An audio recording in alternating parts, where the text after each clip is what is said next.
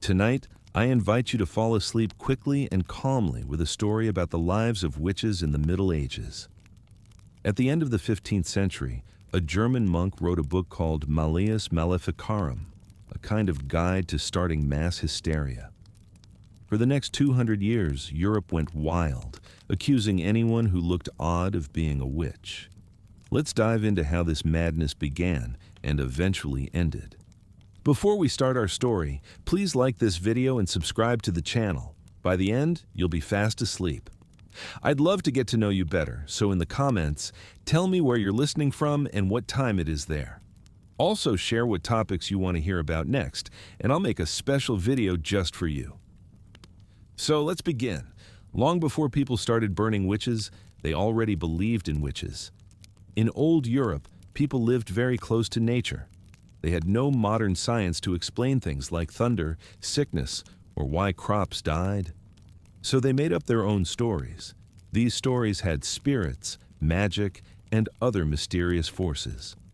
If someone got sick, the first guess was evil spirits.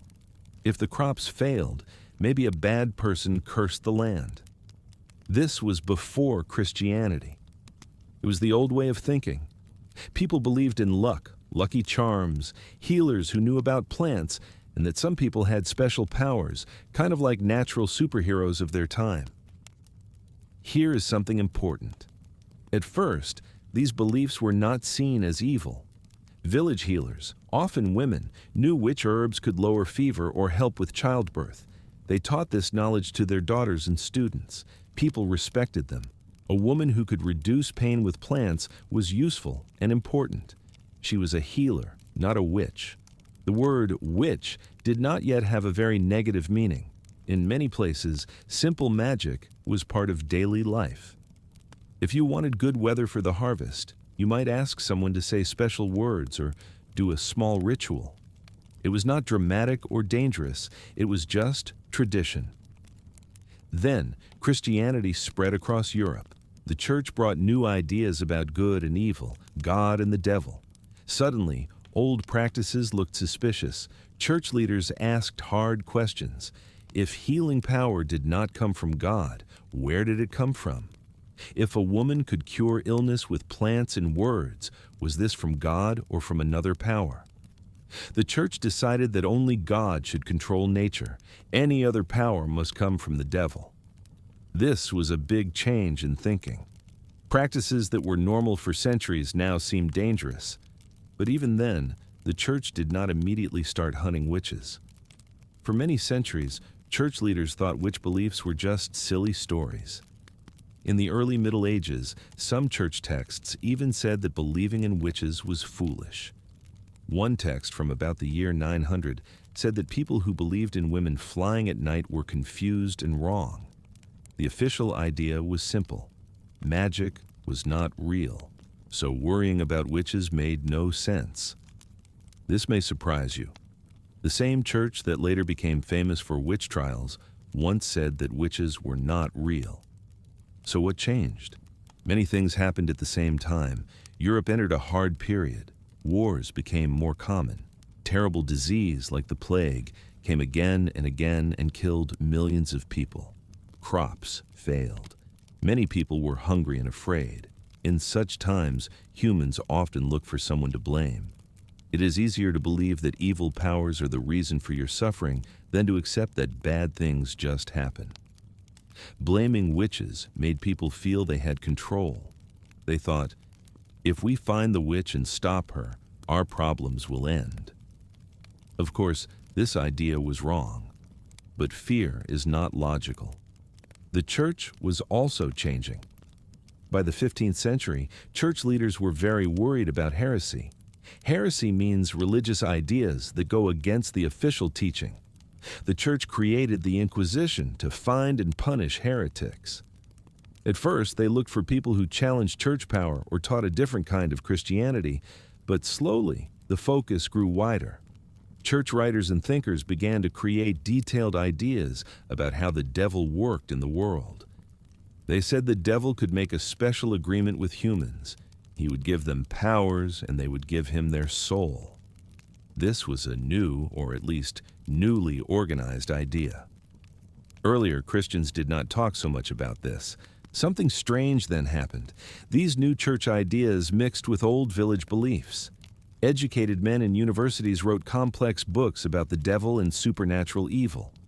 At the same time, villagers still believed the old woman next door could curse their chickens.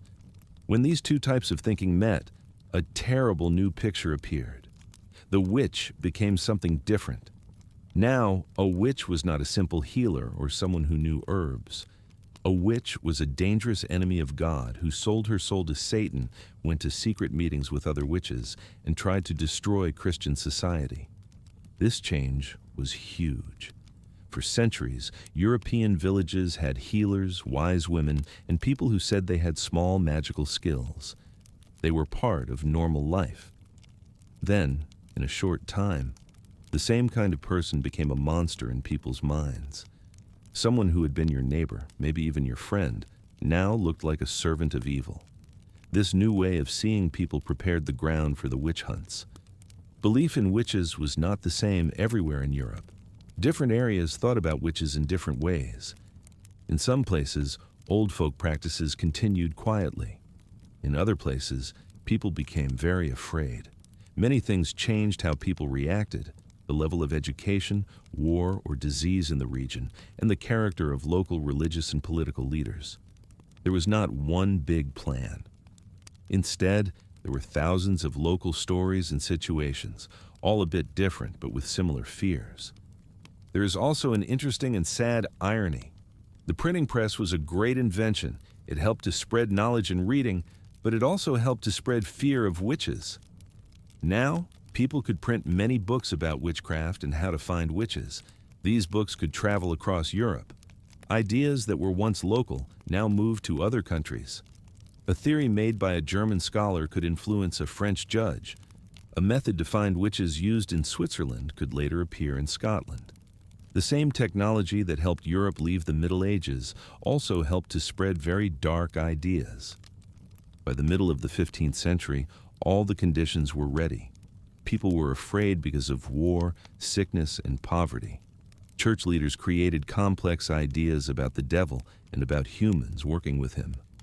Local people still had their old magic traditions and suspicions, and the law started to take witch accusations very seriously. The result was a wave of witch persecutions that lasted more than 200 years and killed tens of thousands of people. But remember, this was based on fear and misunderstanding.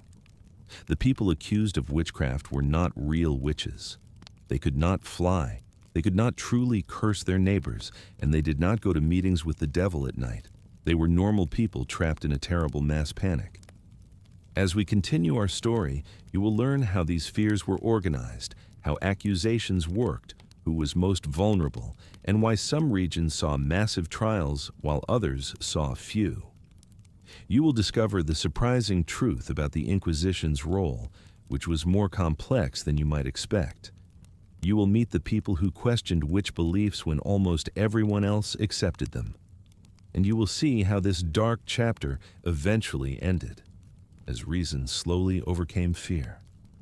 For now, rest in this knowledge. The witch hunts were not about actual magic. They were about human fear, the need for simple explanations, and what happens when educated theories meet popular panic. The tragedy was real. The witches were not. The timing of the publication of Malleus Maleficarum was significant.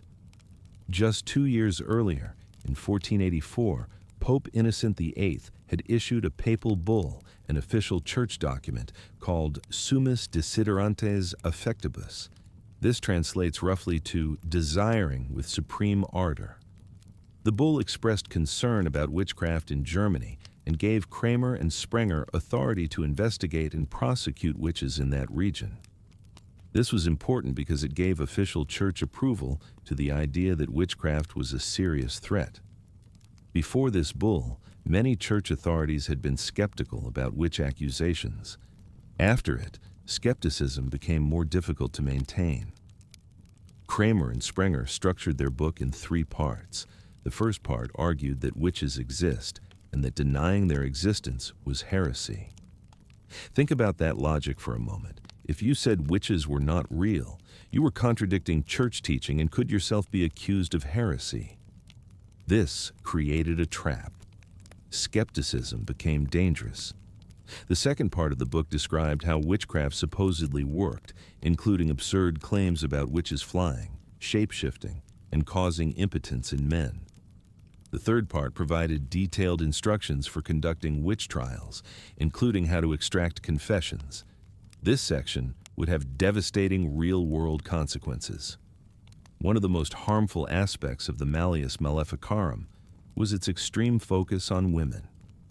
The book argued that women were more likely to be witches than men because, according to the authors, women were weaker in faith, more influenced by physical pleasures, and had defective intelligence.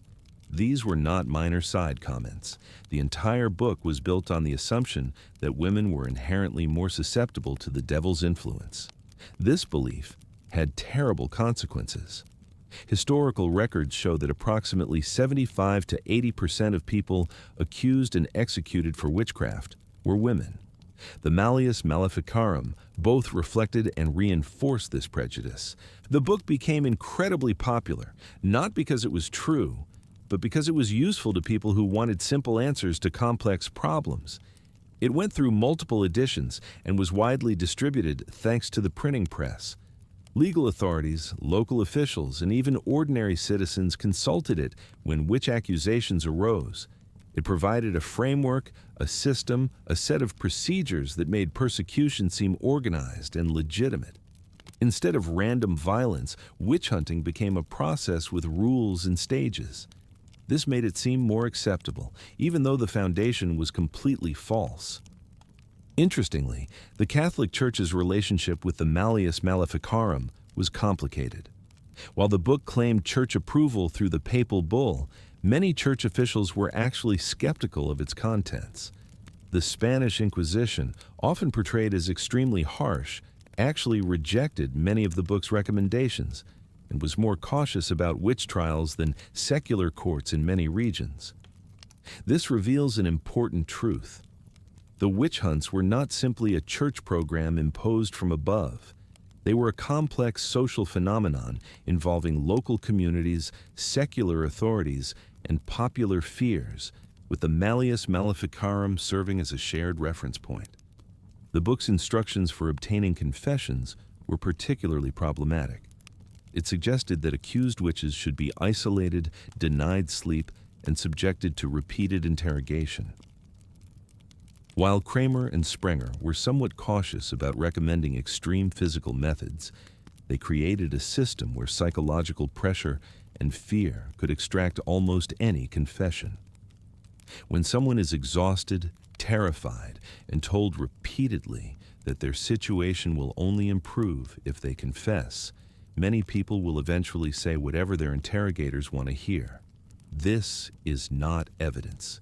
It is coercion. The Malleus Maleficarum also promoted several supposed methods for identifying witches. These included the swimming test, where an accused person was bound and thrown into water. If they floated, they were guilty because pure water rejected them. If they sank, they were innocent, but might drown. This was presented as a legitimate test. Another method involved searching for a witch's mark, supposedly a spot where the devil had touched the accused person's skin. This mark would not bleed or feel pain when pricked. Of course, elderly people, people with skin conditions, or simply people examined multiple times with needles until a less sensitive spot was found, could all be declared guilty through this absurd method. What made the Malleus Maleficarum so dangerous was not just its false claims, but its systematic approach. It turned witch hunting into a bureaucratic process. There were steps to follow, procedures to complete, standards to meet. This gave the appearance of justice while removing actual justice from the process. The accused had very limited ability to defend themselves. Witnesses against them were often protected or anonymous. Defense witnesses could themselves become suspects. The system was designed to produce guilty verdicts. The book's influence spread beyond Catholic regions. Protestant areas, while rejecting papal authority, still absorbed many ideas from the Malleus Maleficarum. Martin Luther and John Calvin, leaders of Protestant movements, both believed in witches and supported prosecutions. The witch hunts were not limited to one branch of Christianity. They crossed religious boundaries because the underlying fears and social pressures existed everywhere. By the end of the 16th century, the Malleus Maleficarum had become a standard reference work across much of Europe. It was cited in trial records, quoted in legal arguments, and used to train officials. The fact that it was completely wrong about witches existing did not reduce its influence. It provided certainty in uncertain times, clear answers when people were confused and afraid, and a target for communities looking for someone to blame. This is why bad ideas with good organization can sometimes spread faster than truth. Understanding the Malleus Maleficarum helps us understand the witch hunts themselves. This was not spontaneous mob violence, although that sometimes occurred. Often it was organized, procedural, and justified through reference to authoritative texts like this book. People convinced themselves they were doing the right thing, following proper procedures, and protecting their communities. They were wrong, but they believed they were right. And that belief, supported by books like the Malleus Maleficarum, led to tragic consequences for thousands of innocent people. Who became a witch? This is one of the most important questions we can ask about the witch hunts. The answer reveals something uncomfortable about human nature. Almost anyone could be accused, but certain types of people were far more vulnerable than others. Understanding who was targeted and why helps us see that witch accusations were rarely about actual evidence of supernatural activity. Instead, they were about social tensions, personal conflicts, economic pressures, and fear of difference. The most vulnerable people were those who stood outside normal social structures in some way. Elderly women living alone were particularly at risk. In a society where women were expected to be under the protection and control of fathers, husbands, or sons, a woman living independently was unusual. Perhaps her husband had died, and she had no sons to take her in. Perhaps she had never married. Perhaps her children had moved away or died. For whatever reason, she lived on the margins of community life. This made her vulnerable. When something went wrong in the village, when someone's child became ill or a cow stopped giving milk or crops failed, people looked for explanations, and their eyes often turned to the woman who was different, who lived apart, who made them slightly uncomfortable. Being poor made you vulnerable too, but in complicated ways. Very poor women who depended on community charity could become targets, especially if they were seen as ungrateful or demanding. Imagine a woman who goes door to door, asking for food or small amounts of money. Most people in the village give her something, but one family refuses. A few days later, something bad happens to that family. Their child gets sick, perhaps, or their bread fails to rise. The family remembers refusing the poor woman. They remember the look on her face when they turned her away. Did she curse them? The idea takes root. They mention it to neighbors. Others remember similar incidents. Before long, the poor woman is known as someone whose anger brings bad luck.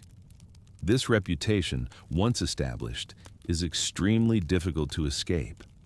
But poverty alone was not the only economic factor. Sometimes women with property could be targeted, especially if they had inherited land or wealth without male relatives to protect their interests. A widow with a farm that her neighbors wanted, a woman with a disputed inheritance, an elderly person without children who might leave property to the church instead of to local families. These situations could create motivations for accusations. If someone could be convicted of witchcraft, their property would be confiscated. This created a terrible incentive structure. Knowledge was dangerous too.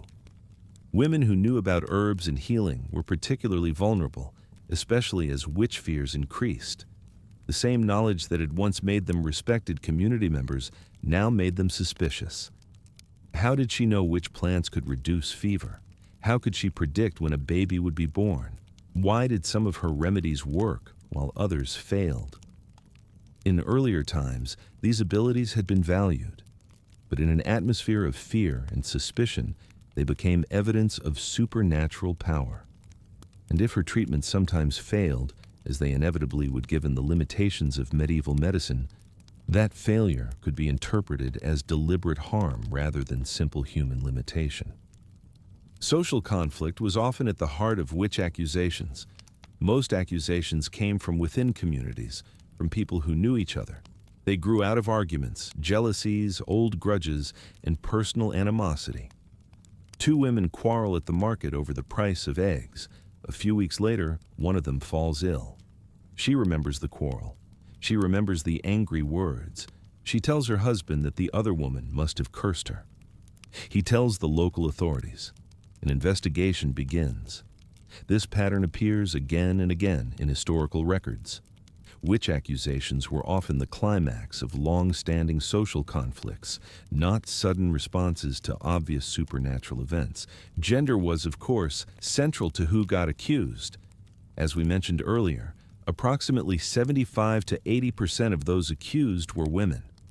The reasons for this are complex and reveal deep prejudices in European society. Women were seen as weaker, more emotional, more easily tempted, and more likely to give in to the devil's promises. The Malleus Maleficarum and similar texts had reinforced these ideas. But there was also a practical element. Women generally had less legal power than men, fewer economic resources, and less ability to defend themselves in court. They were easier targets. The 20 to 25% of accused witches who were men tended to fall into specific categories.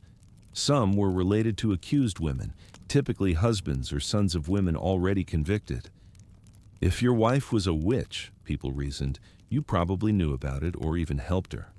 Some men were accused because they held unpopular occupations or were seen as socially problematic. Others were caught up in large-scale witch panics where accusations spread rapidly and began to include almost anyone. In some regions, particularly in Iceland and Estonia, the gender balance was much more even, suggesting that local cultural factors shaped who got accused as much as broader European patterns. The process of accusation typically followed certain patterns. It usually began with rumor and suspicion rather than formal charges. People would talk. They would share stories. They would remember incidents from years earlier and reinterpret them in light of new fears. This woman had always been strange. That person had given someone an odd look just before their pig died. Gradually, a reputation would build. Once someone was known as a possible witch, every misfortune in the community could potentially be blamed on them. This created a self-reinforcing cycle. The more you were suspected, the more things were attributed to you, which increased suspicion further. The actual formal accusation often came after a specific incident. A child would fall suddenly ill, and its parents would search for an explanation. They would think back over recent days and weeks. Had anyone visited who might have cursed the child? Had they refused any request, angering someone who might seek revenge? Once they identified a suspect, they would take their concerns to local authorities. In some places, this meant the church. In others, it meant secular officials like mayors or magistrates. The authorities would then decide whether to investigate. Evidence in witch trials was remarkably flexible and subjective. Witnesses would testify about suspicious events, strange behavior, or unusual circumstances. The fact that someone kept to themselves was evidence. The fact that they talked to themselves was evidence. Owning a cat was evidence. Having a birthmark or unusual skin discoloration was evidence. Surviving an illness that killed others was evidence, because clearly you had supernatural protection. Dying from an illness was evidence too, because the devil had abandoned you. The system was designed in a way that made it almost impossible to prove innocence.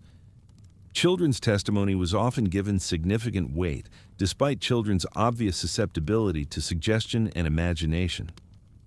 In some famous cases, children's accusations led to mass trials. Adults would question children about whether they had seen anyone doing strange things or meeting with unusual people. The children, perhaps frightened or eager to please the adults or influenced by stories they had heard, would provide testimony that grown-ups then treated as factual evidence. This created terrible situations where children's fantasies or coached statements led to executions. Torture was used in many regions to extract confessions, though practices varied widely. Some areas relied heavily on physical torture. Others used psychological pressure, sleep deprivation, isolation, and repeated interrogation. The goal was always the same: to get the accused person to confess. Once someone confessed, they would often be asked to name other witches they had met at Sabbaths or secret meetings. Under extreme pressure, people would name names, often choosing other marginal or unpopular community members. This is how witch hunts could spread rapidly, with each confession leading to more accusations. The irony is that confession, which in theory could save your soul even if your body was lost, often sealed your fate. If you confessed, you were clearly guilty and would be punished. If you refused to confess, you were being stubborn and protecting other witches, which also suggested guilt. If you confessed and then recanted, saying you had only confessed because of torture or fear, this was seen as the devil's work, making you appear even more guilty. The system created impossible situations where there was no good choice for the accused. Some people did successfully defend themselves against witch accusations: those with powerful protectors, those who could afford lawyers, those who had strong support from their communities, or those who faced skeptical judges sometimes won their cases. But these were minority outcomes. Most people accused of witchcraft, especially women without resources or powerful connections, faced terrible odds. The combination of public fear, legal procedures, bias toward conviction, and the difficulty of disproving supernatural accusations created a system where being accused was often enough to destroy a life, even if formal execution did not follow. Understanding who was accused and how accusations worked shows us that witch hunts were fundamentally about human social dynamics rather than supernatural reality. They were about fear, prejudice, social control, and the terrible things that can happen when communities decide someone is dangerous based on suspicion rather than evidence. The people accused were not witches. They were vulnerable people caught in a social panic, victims of a system that turned suspicion into certainty and fear into violence. Once someone was accused, the legal process began. Trials worked differently across Europe, but some patterns appeared everywhere. Understanding these patterns shows us how the system functioned and why it was problematic from a historical perspective. After formal charges were made, the accused person was taken into custody and held in local facilities. They were separated from family and community. This isolation could last days or weeks. The person waited without knowing what would happen next. This uncertainty was psychologically difficult. Different types of courts handled witch cases. In some places, church officials acted as judges. In other places, local town leaders decided the cases. Some trials used regular citizens as juries. Others relied only on professional judges. Interestingly, the Spanish Inquisition, despite its negative reputation, actually had stricter rules about evidence than many other courts. Historical records show it found more people innocent than courts in places like Germany or Scotland. This tells us that witch trials were not a single uniform system, but varied greatly by region. The main part of any trial was questioning. Judges asked the accused person many questions about their daily activities, beliefs, and relationships. Did you attend church regularly? Were you seen in unusual circumstances? What happened during disagreements with neighbors? The specific accusations would be read aloud, and responses were required. Defending yourself was very difficult. The accused often could not see all the evidence. The names of accusers might be kept confidential. The stated reason was for their protection. This meant you might not know exactly who made which claims. Legal representation was rare, and even when available, lawyers faced limitations in how they could help. Witnesses who wanted to speak in defense of the accused faced challenges too. There were social risks involved in publicly supporting someone accused of such serious matters. This created situations where even people with good reputations found it difficult to get support once accusations were made. Evidence functioned differently in witch trials than in trials for ordinary crimes. Regular crimes required concrete proof like stolen items or eyewitness accounts. Witchcraft, being considered supernatural, allowed for different types of evidence. Someone's reputation for unusual behavior became relevant. The timing of unfortunate events was considered significant. If something unlucky happened after a disagreement, that sequence was seen as meaningful, even without logical connection. Getting a confession was considered important. A confession was viewed as strong evidence. This created pressure in the legal process. Methods for seeking confessions varied by region. Some involved extended questioning sessions, with different interrogators taking turns over long periods. The reasoning was that persistent questioning would reveal truth. Other approaches used isolation and time for reflection. The goal remained consistent across different jurisdictions. Physical examinations were part of standard procedures in many locations. The accused would be searched for unusual marks or features. Any distinctive characteristic might be noted as potentially relevant to the case. Different regions had different rules and practices. Some places had stricter regulations limiting what authorities could do. Others operated under fewer constraints. The procedures reflected local legal traditions and the intensity of community fears at different times. Some regions used folk tests despite many educated authorities expressing doubt about their validity. These practices came from older belief systems about divine judgment revealing truth. The water test was one example, based on ideas we now understand to be false. These tests reflected the mistaken beliefs of the time rather than sound legal practice. After questioning concluded, trials moved toward reaching verdicts. The accused might be asked to provide information about others in the community. This could lead to additional investigations, sometimes creating chains of accusations. Cooperation was sometimes viewed favorably. Outcomes varied considerably by place, time period, and individual circumstances. Some people who admitted wrongdoing and showed remorse received different treatment than others. Options included various types of sanctions, from community service to relocation. The specific approach depended on local laws and the severity of charges. Property matters often arose in these cases. Costs associated with legal proceedings had to be covered, and this sometimes came from the accused person's assets.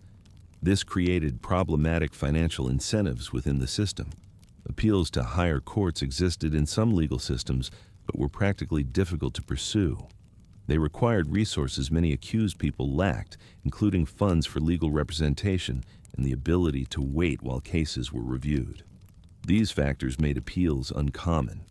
The entire legal process could span considerable time, from initial arrest through final resolution. During this period, the accused lived in difficult circumstances, separated from normal life. Even for those whose cases ended favorably, the experience was damaging. Reputations suffered, resources were depleted, and social standing was affected. What makes these historical trials most significant for us to study is that they had the structure of legitimate legal proceedings, but were built on a flawed foundation. There were courts, officials, procedures, and documentation. Everything appeared proper and organized. But the fundamental assumption was incorrect, that people could possess actual supernatural powers, and that these could be detected through legal investigation. This teaches us an important lesson about how systems can produce unjust results, even when procedures are followed, if the underlying premises are wrong. People were found guilty not because they had actually done what they were accused of, but because the system was designed in ways that made certain outcomes likely once accusations were made. This remains a valuable historical lesson about the importance of evidence, fairness, and questioning our assumption. Everyone else pays attention. This royal interest encouraged more accusations. Surprisingly, some places we might expect to have many trials actually had fewer. Spain and Italy both had active inquisition systems, but they were more careful. The Spanish Inquisition required better proof than many other courts. In 1614, one senior official investigated cases and decided most accusations had no solid evidence. His skepticism influenced Spanish policy. Italy was similar. Church authorities there were cautious about accepting folk beliefs as legal proof. Eastern Europe was different again. Places like Poland and Hungary had trials, but they followed different patterns. These areas dealt with different religious and political pressures. Orthodox Christianity mixed with Catholicism and Protestantism. Accusations happened but looked different from Western Europe. England had witch trials, but generally fewer than Scotland or continental Europe. English law worked differently. The accused had somewhat better chances to defend themselves. Regular citizens served on juries and helped decide cases. This meant local opinion mattered a lot. In communities where people were more skeptical, convictions were less likely.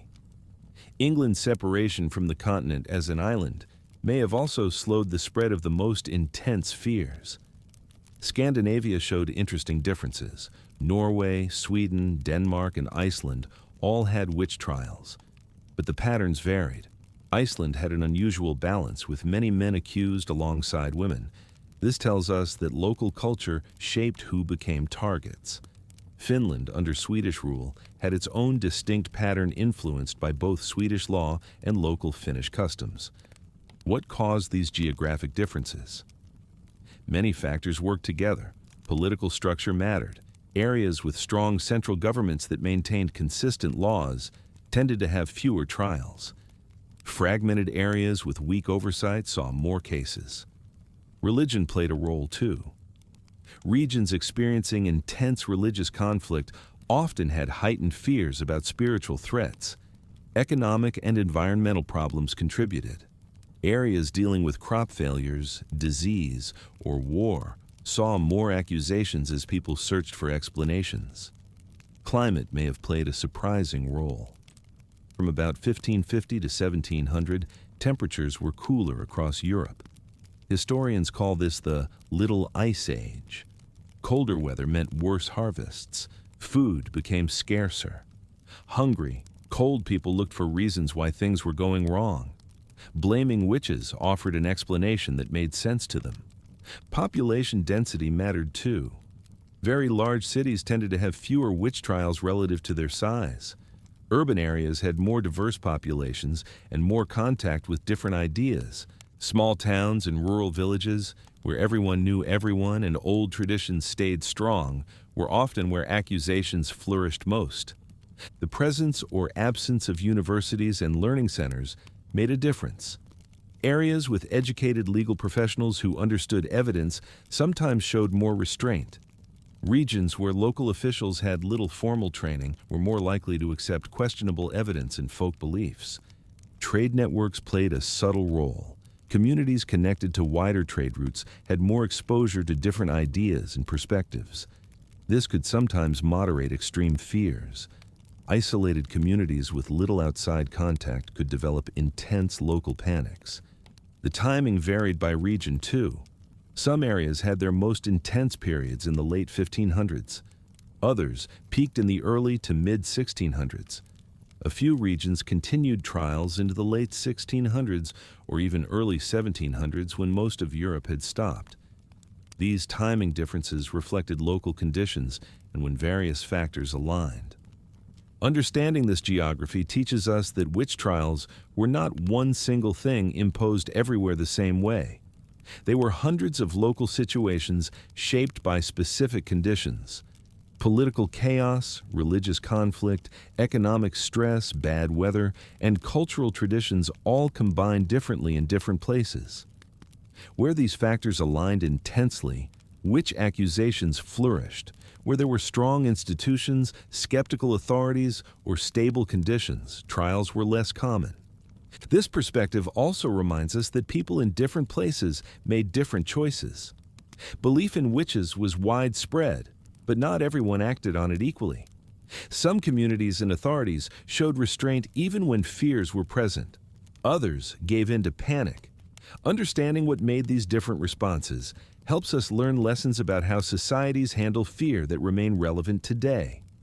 Not everyone believed in witch hunts. Even during the height of the fears, some brave people questioned what was happening. These skeptics faced real risks. Speaking against witch beliefs could make you suspect too. But they spoke anyway. Their voices remind us that even in times of mass panic, some people chose reason over fear. One of the earliest skeptics was a German doctor named Johann Weyer. He lived in the 1500s and worked as a physician treating patients. Weyer noticed something important. Many women accused of witchcraft showed signs of mental illness or confusion, especially elderly women. In his book published in 1563, he argued that these women were sick, not evil. They needed medical help, not legal punishment. Their confessions, he said, came from confused minds, not from actual supernatural activities. This was a radical idea for his time. Weyer was saying that what everyone believed to be witchcraft was actually illness.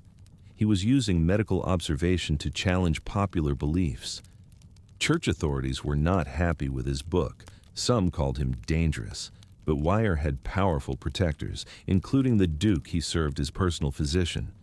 This protection allowed him to publish his ideas without facing trial himself.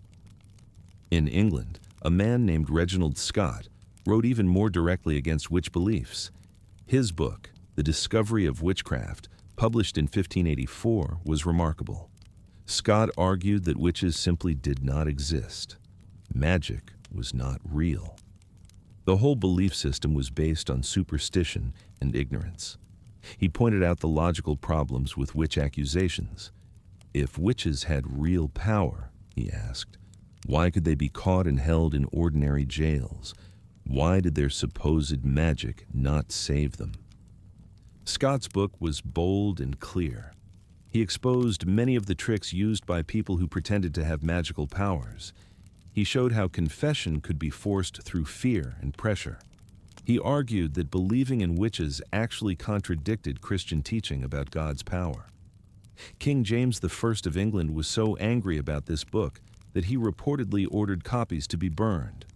But the ideas survived and influenced future thinkers. In Spain, that senior inquisitor we mentioned earlier, Alonso de Salazar Frias, conducted a remarkable investigation. Between 1609 and 1614, he carefully examined witch accusations in northern Spain. He traveled to communities where accusations had occurred. He interviewed witnesses. He reviewed evidence. His conclusions were stunning. He found no credible proof that witches existed. The confessions, he determined, were unreliable. They came from fear, pressure, and suggestion, not from actual experience. Salazar Frias wrote a detailed report arguing that the Inquisition should stop pursuing witch cases. His skepticism influenced Spanish policy significantly. After his report, the Spanish Inquisition became much more cautious about witchcraft accusations. This is one reason why Spain had fewer trials than many other European regions. One man's careful investigation and willingness to report what he actually found made a real difference. These skeptics used different arguments, but they shared common approaches. They relied on observation rather than assumption. They asked for real evidence instead of accepting rumors and fears. They looked for natural explanations before jumping to supernatural ones. Weyer used medical knowledge. Scott used logic and reason. Salazar Frias used careful investigation. All three challenged the prevailing beliefs of their time. Not all skeptics were famous scholars or officials. Some were ordinary judges and magistrates who simply refused to accept weak evidence. In various towns across Europe, you can find records of officials who dismissed cases, demanded better proof, or questioned witnesses more carefully. These officials often faced community anger. People wanted action against supposed witches. When judges were skeptical, communities sometimes complained that authorities were not protecting them. Some Protestant and Catholic theologians also questioned aspects of witch beliefs, though carefully. They might accept that the devil existed but question whether he could actually give humans magical powers. Or they might believe in witches in theory but doubt that any particular accused person was actually guilty. These subtle distinctions allowed them to express some skepticism while not directly challenging core religious beliefs. The gradual spread of scientific thinking helped skepticism grow. As more people became educated in universities, they learned to value evidence and careful reasoning. The scientific revolution of the 1600s and 1700s promoted new ways of understanding the world. Instead of accepting traditional beliefs automatically, educated people began asking questions and demanding proof. This new mindset slowly eroded support for witch trials. Legal reforms also played a role. Some regions began requiring higher standards of evidence. They restricted or banned the use of certain interrogation methods. They allowed better rights for the accused to defend themselves. These changes did not happen all at once or everywhere equally. But gradually, the legal systems evolved in ways that made witch convictions harder to obtain. Economic changes mattered too. As trade and commerce grew, communities became more connected. People had more contact with outsiders and different viewpoints. This exposure made some traditional beliefs seem less certain. Merchants and traders who traveled widely often brought back skeptical attitudes about witch beliefs from regions where such fears were less intense. The printing press, which had spread witch fears, also eventually helped spread skepticism. Books questioning witch beliefs could be printed and distributed. Educated readers could compare different viewpoints. Ideas that challenged traditional thinking could reach wider audiences. The same technology that had helped create the panic also provided tools to end it. What is remarkable about these skeptics is their courage. In an environment where most people accepted witch beliefs without question, they chose to speak up. They risked their reputations and sometimes their safety. Some faced criticism and hostility, but they believed that truth and reason mattered more than going along with popular opinion. Their impact was gradual rather than immediate. One skeptical book did not end witch trials overnight. One careful investigation did not change everyone's mind. But these voices added up over time. They created space for doubt. They provided arguments that others could use. They showed that it was possible to question prevailing beliefs without the world falling apart. By the late 1600s, skepticism about witches had become more common among educated people. The idea that witch accusations were often mistaken or based on weak evidence gained acceptance in courts and universities.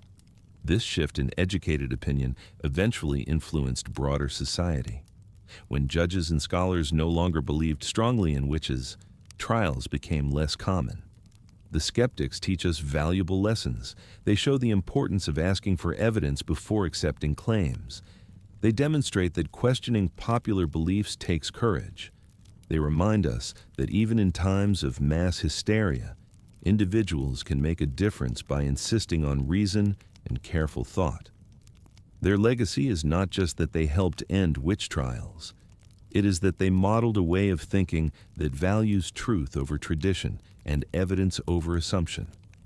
These voices of reason did not stop all the trials or save everyone accused, but they planted seeds of doubt that eventually grew. They showed that another way of thinking was possible. And slowly, over decades, their influence helped European societies move away from witch hunting and toward systems based more on evidence, reason, and justice. One of the most interesting aspects of witch beliefs is how differently various cultures responded to them. While Western Europe experienced intense witch hunts, other parts of the world had very different attitudes. Understanding these differences reveals important truths about culture, tradition, and how societies handle fear. Let us start with Russia. Despite being a large Christian country neighboring Europe, Russia had remarkably few witch trials. This seems surprising at first. Russians certainly believed in magic and supernatural forces. Folk traditions included beliefs about witches, sorcerers, and magical creatures. So why did Russia not experience mass witch hunts like Germany or Scotland? Several factors explain this difference. Russian Orthodox Christianity had a different approach than Western Christianity. Orthodox priests were generally less concerned with hunting down heresy and more focused on ritual and tradition. The Russian legal system also worked differently. Local communities had more authority to handle disputes internally without involving church courts or formal trials. When Russians suspected someone of harmful magic, they might avoid that person or seek help from local healers, but formal cases were rare. Russian folk culture also had a more practical view of magic. Magic was seen as part of life, something that existed and needed to be dealt with practically. There was less of the absolute good versus evil framework that characterized Western witch beliefs. A person might use magic for healing one day, and for something else another day.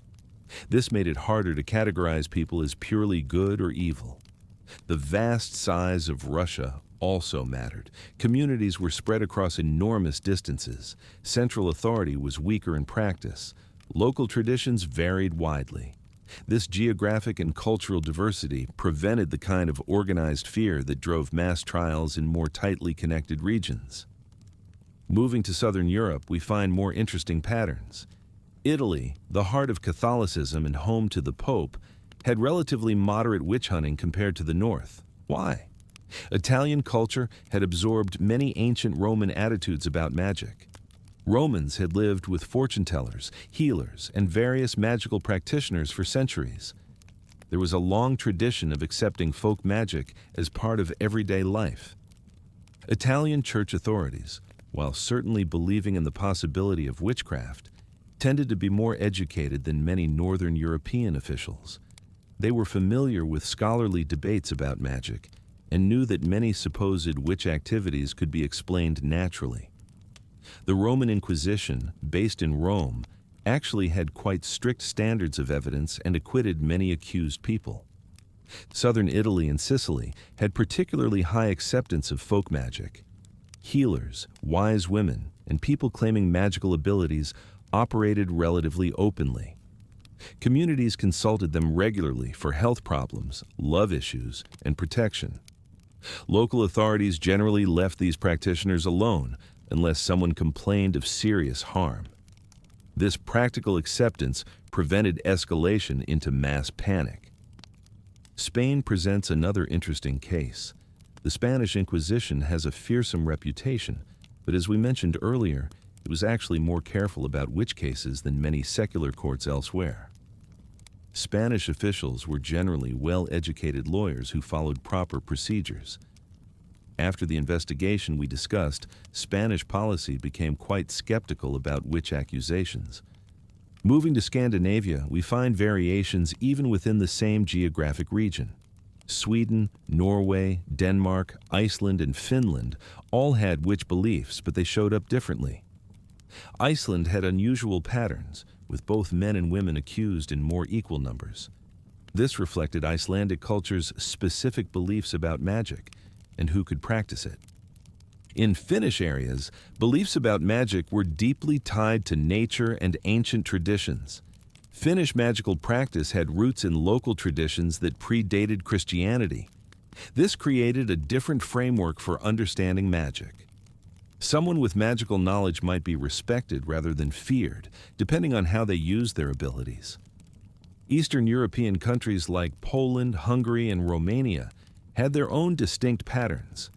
These regions had complex religious landscapes, with Catholic, Orthodox, Protestant, and Jewish communities all present. Folk beliefs mixed elements from different traditions. Village-wise women might use prayers from multiple religious traditions alongside herbal remedies and folk charms. In these eastern regions, beliefs about vampires, werewolves, and other supernatural creatures were often stronger than witch beliefs. Communities had elaborate folk traditions about various supernatural threats. Witches were just one type of potential danger among many. This spread of fear across multiple supernatural categories may have reduced the focus on witches specifically. The Ottoman Empire, which controlled southeastern Europe and the Middle East, had virtually no witch trials. Islamic law and culture approached magic differently. While Islam certainly recognized the existence of supernatural forces, the legal response to suspected magic was different. Ottoman authorities might punish someone for fraud or causing public disturbance, but not for witchcraft as such. What do these cultural differences teach us? They show that witch hunts were not inevitable. They were not a natural human response to belief in magic. They were specific historical events that arose from particular combinations of factors, certain types of religious thinking, specific legal structures, particular social stresses, and cultural attitudes about proof and authority. Cultures that maintained tolerance for folk magic, that had diverse intellectual traditions, that had practical attitudes about the supernatural, or that had legal systems requiring strong evidence, generally experienced fewer or less severe witch hunts. This suggests that cultural diversity, education, legal standards, and practical tolerance can protect against mass hysteria. Understanding these differences also helps us appreciate that there was nothing uniquely wrong about the regions that had intense witch hunts. They were not bad people. They were people living under specific conditions that promoted panic. And crucially, the differences show that alternatives were always possible. Even in periods of widespread witch belief, some societies chose different paths. These cultural patterns remind us that fear and panic do not have to win. Different societies made different choices based on their traditions, laws, and values. Some chose skepticism and tolerance. Others chose fear and persecution. The outcomes depended not on inevitable forces, but on human decisions and cultural frameworks. This is an encouraging lesson showing that societies have choices in how they respond to fear and uncertainty. Some witch trials became particularly famous, either because of their scale, their dramatic nature, or their eventual impact on history. These stories capture our imagination because they reveal both the depths of human fear and the resilience of those who faced unjust accusations. Let us explore some of the most notable cases. The most famous witch trial in history happened not in Europe, but in colonial America. In 1692, in a small Massachusetts town called Salem, something strange began happening. Several young girls started having fits. They screamed, threw things, and acted in bizarre ways. The local doctor could not find a medical explanation. He suggested the girls might be under a supernatural influence. The girls began naming people they claimed were tormenting them. The accusations started with a few marginalized women, including an enslaved woman from the Caribbean and a homeless beggar. But then the accusations spread. Soon, respected members of the community were being named. Over several months, more than 200 people were accused. The town descended into panic. What made Salem particularly dramatic was how quickly the panic escalated and how it eventually ended. The accusations grew so widespread that eventually even the wife of the governor was accused. At that point, powerful people had reason to question the process. The governor intervened, stopped the trials, and released the remaining accused people. The panic ended as suddenly as it had begun. Salem teaches us several lessons. It shows how accusations can start small and spiral out of control. It demonstrates how young people's testimony can be taken too seriously when adults are afraid. And it reveals how panic ends when it touches the powerful and forces them to reconsider. Moving back to Europe, the German city of Bamberg experienced one of the most intense periods of witch trials. Between 1626 and 1631, approximately 600 people were accused in this relatively small city. This was an astonishing number for such a short period. The Bishop of Bamberg, a man obsessed with witch fears, drove the prosecutions aggressively. The Bamberg trials revealed how local leadership could fuel panic. When the person in charge believes strongly in witch threats and pushes for action, accusations multiply. Many families in Bamberg lost multiple members to accusations. The trials only stopped when the bishop died and his successor took a more moderate approach. The Scottish town of North Berwick had famous trials in 1590. These trials involved accusations that a group of witches had tried to sink the ship carrying King James VI and his new bride from Denmark. Storms had actually threatened the royal ship, and the superstitious king believed witches had caused them. The accused people, under pressure, provided confessions describing elaborate rituals and meetings with the devil. These trials were significant because of the king's personal involvement. James became convinced of the reality of witch conspiracies. This royal interest, as we mentioned earlier, encouraged further trials throughout Scotland and later influenced English policy when James became king there as well. One man's superstition, amplified by royal power, affected thousands of lives. The small German village of Triora in northern Italy had unusual trials in 1587 to 1589.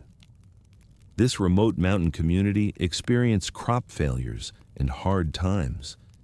Accusations began against local women, particularly those known as healers or herbalists.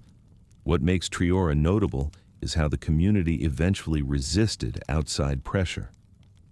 When authorities from the church wanted more aggressive prosecutions, local officials and citizens pushed back. Many accused women were eventually released. This case shows that resistance was possible even during periods of intense fear. The Swedish town of Mora experienced a different type of panic in 1669. Here, children claimed they were being taken at night to supernatural gatherings. The children's testimonies were fantastical and inconsistent, but authorities took them seriously. Investigations spread to neighboring towns. Eventually, skeptical officials questioned the children more carefully and discovered that much of their testimony was coached or imagined. The Mora trials became an example used by later skeptics to argue against taking children's accusations at face value. In 1626, a terrible case unfolded in the German city of Würzburg. The mayor of the city himself was accused and convicted. His trial and outcome shocked the region. Here was a powerful, respected man brought down by witch accusations. His case revealed how accusations could reach anyone, regardless of status or power. It also demonstrated the financial motivations behind some accusations, as the mayor's considerable property was confiscated. France had its own notorious cases. In the 1630s, a series of possession cases in convents attracted enormous attention.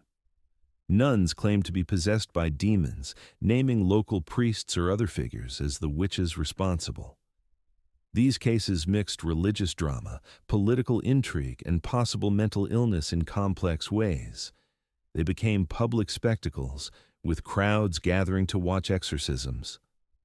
Some historians believe these cases were partly political, used to attack rivals, while others see evidence of genuine psychological distress among the nuns.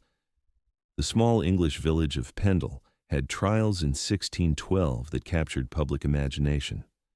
The Pendle witches, as they became known, were mostly from two feuding families. The accusations grew from local disputes and rivalries. What made the Pendle case memorable was the detailed trial records that survived, giving us unusual insight into how accusations developed from personal conflicts. The case also became famous through later retellings in books and plays.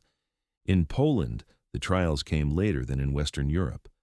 The town of Doruchów had a particularly sad case in 1775, when several women were accused in one of the last major trials in the region. By this time, educated opinion across Europe had turned against witch trials, but in this remote area, old fears still held sway. The case illustrated how witch beliefs persisted longest in isolated communities far from centers of education and power. What do these famous cases teach us? First, they show common patterns. Trials often began with personal disputes or unexplained events like illness or crop failure. They escalated when authorities believed the accusations and pursued them aggressively. They spread when fear overcame reason and when financial or political motivations reinforced supernatural beliefs. Second, these cases reveal that trials look different in different contexts. Some involved children's testimony.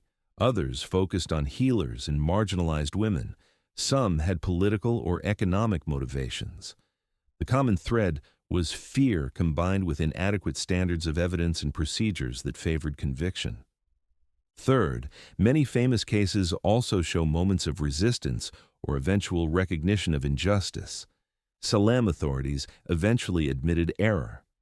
Traore's community pushed back. Mora's officials questioned children's testimony. Even in dark times, some people chose skepticism and mercy. These stories also remind us that behind every famous case were real people. They had families, friends, and lives that were destroyed by false accusations. A woman in Bamberg who had grown herbs her whole life.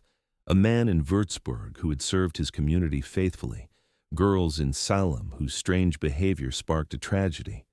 Remembering them as real people, not just historical statistics, honors their memory and reminds us why such injustices must never be repeated.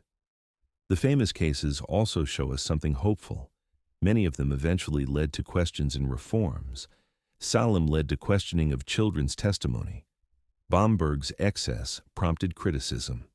The very extremity of some cases helped turn opinion against witch trials. Sometimes the worst examples of injustice help society recognize that something is fundamentally wrong. As we remember these famous trials, we honor those who suffered unjustly. We learn from their stories. And we carry forward the lesson that justice requires evidence, fairness, and the courage to question even widely held beliefs when those beliefs lead to harm. The witch trials did not stop all at once. They slowly faded away over many years. By the year 1800, they were basically over across Europe. How did this happen? Many things changed together. Universities started teaching people to think differently. They taught students to ask for real proof before believing something. Young lawyers and judges learned these new ideas. When they started working, they asked for better evidence. They questioned old beliefs. Laws changed too. Different countries changed their rules. Some said, you cannot use certain harsh methods anymore. Others said you need much stronger proof before calling someone guilty. These new rules made it harder to convict people. Without convictions, the trials slowly stopped. Smart thinkers and writers helped too. In the late 1600s and 1700s, many educated people started writing against witch beliefs. They made fun of the idea. They said believing in witches was old-fashioned and silly. A famous French writer named Voltaire wrote jokes about witches that made people laugh at the whole concept. Religion changed as well. Church leaders started focusing on different things. Instead of fighting supernatural evil, they talked more about being good people and helping your community. This shift meant less religious intensity about witches. Life got better for ordinary people. Harvests improved. Trade grew. People had more food and more money. When life is better, people do not search so desperately for someone to blame. They focus on building their lives instead of hunting for hidden enemies. Countries became more organized. Remember how broken up political systems had more trials? As countries became stronger and more centralized, they could enforce consistent rules everywhere. Local officials had less freedom to do whatever they wanted. This helped reduce trials. Educated people's skepticism gradually spread to regular people. When judges, lawyers, and doctors stopped believing in witches, their doubt filtered down through society. People who had always believed without question started having second thoughts. Some dramatic cases helped change minds. When obviously innocent people got accused based on ridiculous evidence, it shocked communities. These scandals made people more careful about accepting accusations. The last trials themselves looked different. Courts became reluctant to convict. Even when trials happened, more people were found innocent. This gradual softening showed that society was losing faith in witch hunting. Here's something important. Even after trials stopped, many ordinary people still believed in witches for a long time. In rural villages, folk beliefs about magic and curses continued into the 1800s and even the 1900s. But these beliefs no longer had official support. Without courts and churches actively pursuing cases, private beliefs stayed private. Different countries stopped at different times. England's last big trial was 1712. Scotland continued a bit longer, ending in 1727. Poland's last trial was 1793. The timing depended on how quickly new ideas spread in each place. Some countries officially got rid of their witchcraft laws. In 1736, Britain changed its law. The new law said witchcraft was not real. The crime was lying about having magic powers, not actually using them. This was a big shift. Other places just stopped enforcing old laws without officially canceling them. Prosecutors stopped bringing cases. Judges dismissed accusations. The legal system existed on paper but stopped working in practice. What is remarkable is that this happened through gradual learning, not through revolution. Societies learned their way out of witch fears. Education and reason slowly beat superstition and panic. This gives us hope for overcoming other types of mass fear. There was also collective forgetting. Generations who grew up after trials ended often knew little about what had happened. The trials became embarrassing history people preferred not to discuss. In recent times, many communities have formally acknowledged the injustice. Some places have issued official apologies. Memorials have been built. This helps ensure the lessons are not forgotten. The story of how witch trials ended reminds us of important truths. Fear and panic can be overcome. Reason can win over superstition. Individual brave people who question popular beliefs can make a difference.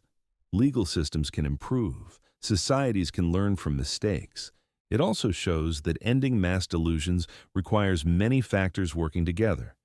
Education alone is not enough. Legal reform alone is not enough. Economic improvement alone is not enough. All these things needed to work together, along with time and patience.